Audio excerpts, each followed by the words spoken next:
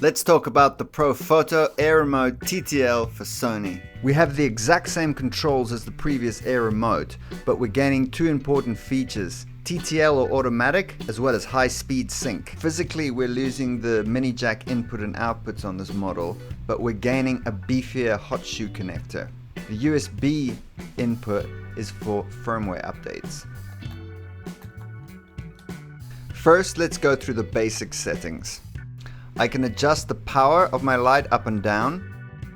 I can turn the modeling light on or off.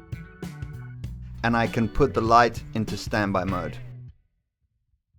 We have 3 groups to assign lights to, A, B, and C, as well as 8 channels to choose from. In combination with the camera, this remote gives us TTL or automatic modes, as well as high-speed options, but we need to dive into the menu to set it up. Right, in order to set this up correctly, let's dive into the menu. There's 3 things that we need to look at. First of all, we need to go across to the silent shooting mode and turn that off. This is because we need a physical shutter to trigger the sync. Secondly, we need to go into the first camera settings menu and scroll across until we find the wireless flash option. We want to turn that on. The last setting is to go up to the flash mode and check that it's set to full flash. The Sony camera working with Profoto doesn't seem to like slow flash or rear sync.